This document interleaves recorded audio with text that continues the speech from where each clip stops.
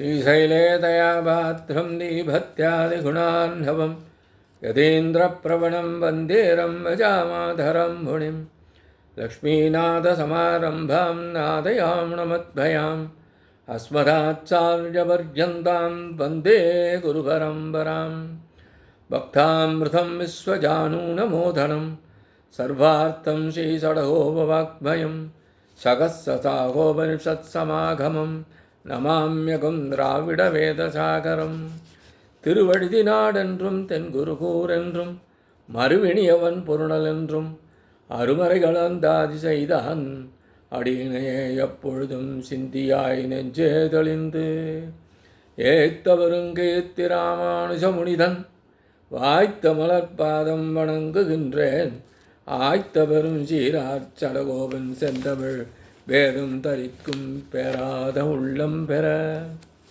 எம்பெருமான் திருவருளாலே ஆச்சாரியன் அனுக்கிரகத்தாலே கடந்த பல தினங்களாக நம்மாழ்வார் அருளிச் செய்த திருவாய்மொழியினை நாம் அனுபவித்து வருகிறோம். இன்றைய தினம் நாம் அனுபவிக்க இருப்பது முதலாம் பத்து 9ஆம் பதிகம் 9ஆம் பாசுரம். கமலக்கண்ணன் என் கண்ணில் உள்ளான் காண்பன் அவன் கண்களாலே அமலங்களாக விழிக்கும் ஐம்புலனும் அவன் மூர்த்தி கமலத்தையன் நம்பி தன்னை கண்ணுதலானோடும் தோற்றி அமலத் தெய்வத்தோடு உலகமாக்கி என் நெற்றியிலுளானே. கமலக்கண்ணன் என் கண்ணில் உள்ளான் காண்பன் அவன் கண்களாலே அமலங்கள் ஆக விழிக்கும் ஐம்புலனும் அவன் மூர்த்தி கமலத்து அயன் நம்பி தன்னை கண்ணுதலானோடு தோற்றி அமலத் தெய்வத்தோடு உலகம் ஆக்கி என் நெற்றியுளானே. கமலக்கண்ணன் புண்டரீகாட்சன் என் கண்ணில் உள்ளான், எனது கண்களுக்கு இலக்கானவன். காண்பன் நானும் அவனை காணாதான் நின்றேன். இதுவரை அவனை காணப்பெறாத நான் இப்பொழுது எப்படி காணப்பெற்றேன் என்றால் அவன் கண்களாலே, எம்பெருமானுடைய திருக்கண்களாலே அமலங்கள் ஆக விழிக்கும் அஞ்ஞானம் முதலிய மலங்கள் தொலையும்படி அருளிச் செய்தான். அதனால் நான் அவனை காணப்பெற்றேன். ஐம்புலனும் மற்றுமுள்ள எல்லா இந்திரியங்களும் அவன் மூர்த்தி அப்பெருமானுக்கே உரியது. கமலத்து நம்பி அயந்தன்னை நாபித் தாமரையிலே தோன்றிய பிரம்மனையும் கண்ணுதலானோடும் நெற்றிக்கண்ணனான சிவனையும் தோற்றுவித்து அமலன் தெய்வத்தோடும் அவர்கள் முதலான தேவர்களோடு கூடின உலகங்களை ஆக்கி படைப்பவன் என் நெற்றியில் உள்ளான், எனது நெற்றியிலே உள்ளான் என்கின்றார் ஆழ்வார். இப்பொழுது இப்பாசுரத்தின் முழு விளக்கத்தினை நாம் அனுபவிப்போம்.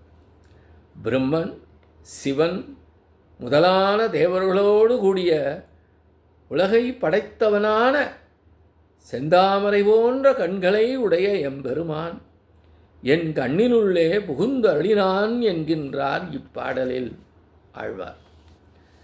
செந்தாமரை போன்ற கண்களுடைய எம்பெருமான் என் இரு கண்களிலும் நிறைந்து இருக்கின்றான் என்கின்றார். அவனை என் கண்களால் காணும் பேறு பெற்றேன் நான் என்றார்.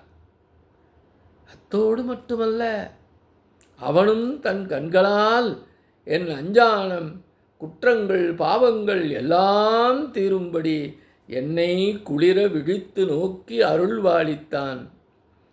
இப்படியே செவி முதலிய இந்திரியங்களாலும் அவனையே அனுபவிக்கப் பெற்றேன். எனவே இதுவரை தடையாயிருந்த என்னுடைய ஐம்புலன்களும் இப்பொழுது அவன் வசமாகி அவனுக்கு அடிமையாயின என்கின்றார்.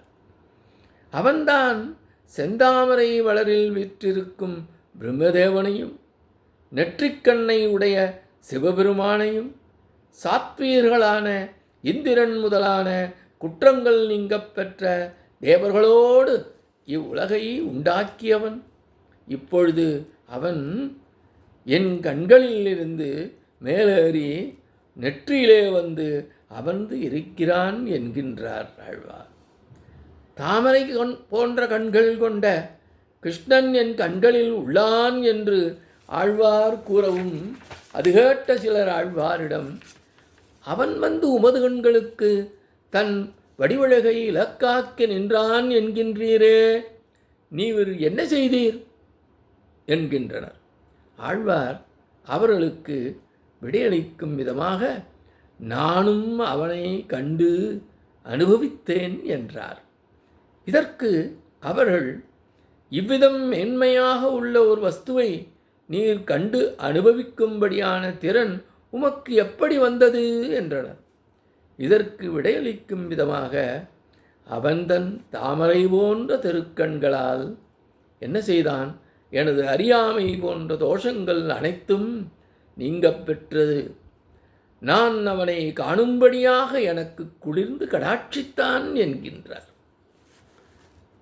அது கேட்ட அவர்கள், ஆனாலும் காண்பது என்ற செயலுக்கு தடையாக மற்ற இந்திரியங்கள் உள்ளனவே, அவை என்ன செய்தன என்றனர். அவை அனைத்தும் அவன் வசப்பட்டு அவனுடைய சரீரத்திற்கு உரிமை உடையவை போன்று அவனிடம் சரணடைந்தன என்றார். அவரவர்களின் கர்மங்களுக்கு ஏற்றபடியும் கர்மங்களை இயற்றும் விதமாக உலகங்களை அவன் படைத்தான். எந்தவிதமான எதிர்பார்ப்பும் இன்றி அப்படிப்பட்ட எம்பெருமான் எனது நெற்றியில் வந்து நின்றான் என்பதாக இப்பாசுர விளக்கம் அமைகின்றது. இத்தோடு இன்றைய காணொலியை நிறைவு செய்கின்றோம்.